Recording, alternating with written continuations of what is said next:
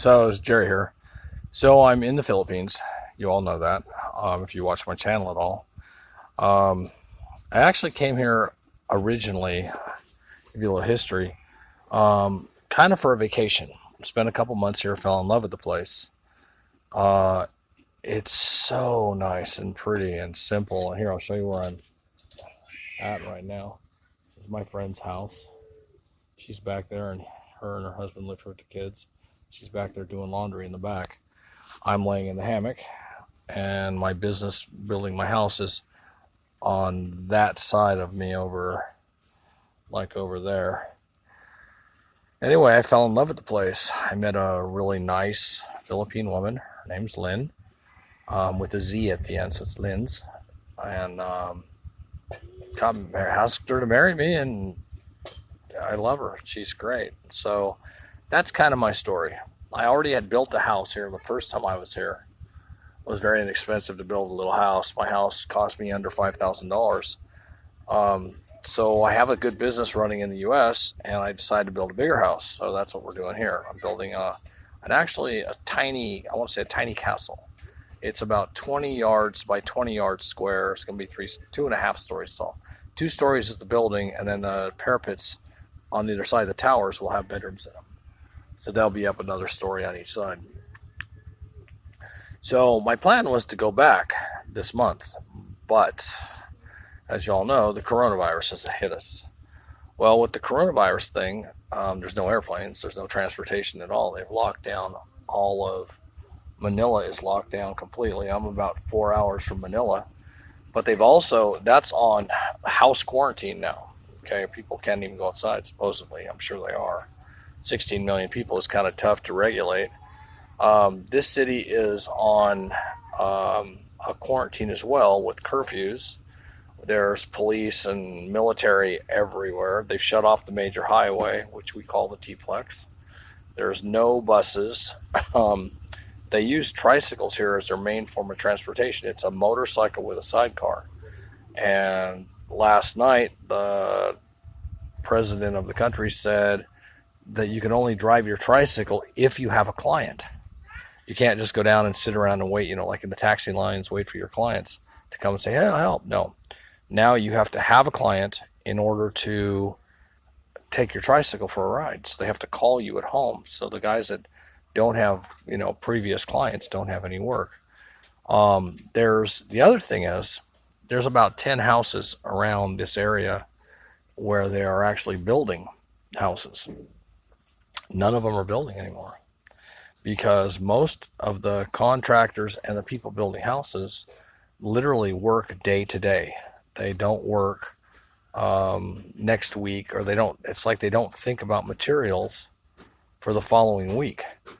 And so consequently, they're all out of materials. Now me, since my business does pretty good, I bought 600 pieces of rebar and 250 bags of concrete and 40 sheets of plywood. And so with that, I got to talk to my friend. Yeah, I forgot again. I will remember eventually. I forgot him again, but I'll remember. No problem. This is my friend. He's got a really nice air rifle, actually. Here it's a PCP air rifle. He bought it in one of the local cities for about $900. And it is comparable to anything we have in the U.S. It's 22 caliber. It is really nice gun. It's not, however, one of the stainless steel ones that I've seen before, but it's a nice rifle. And he hunts with it every day. Birds, chickens, whatever he can get on his property. So anyway, back to my story. I'm with the house that I'm building. Every time I get $1,000 up, I just went and bought materials, not knowing that everything was going to shut down. The cement plants, there's 2 of them in the area.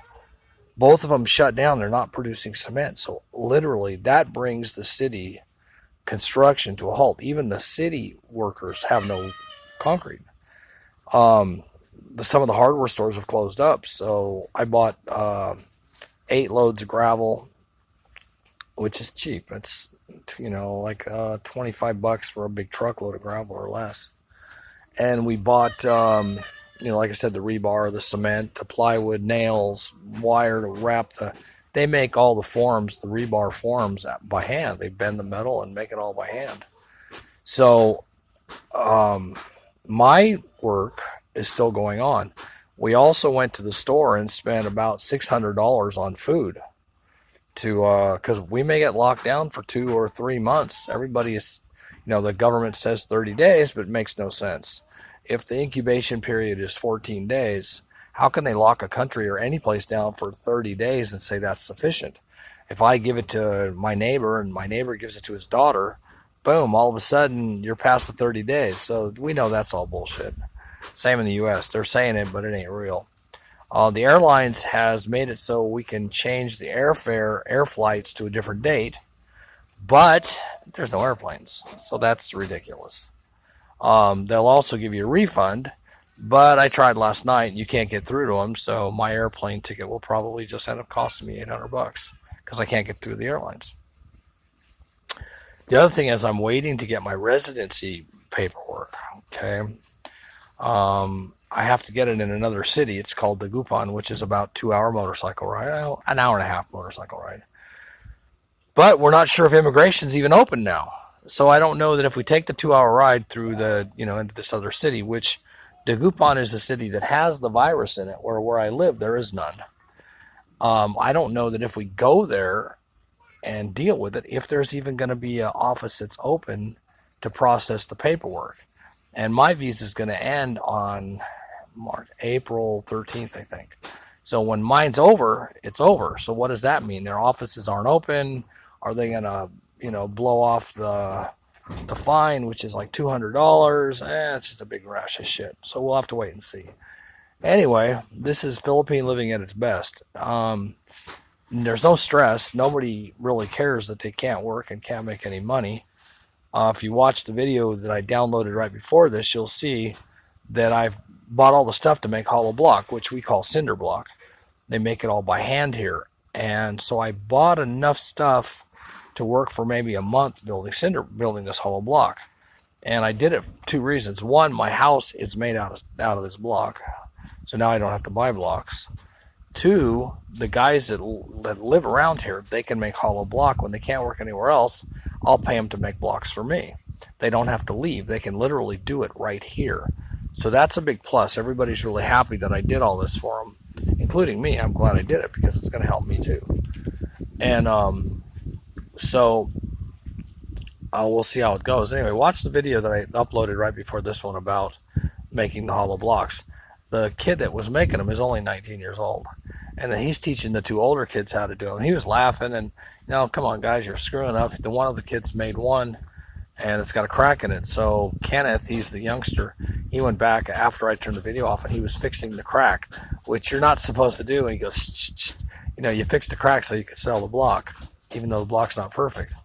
And so it's, it's kind of fun to watch the things that they do. But the making of the hollow block is something that it's kind of nice. Simple lifestyle.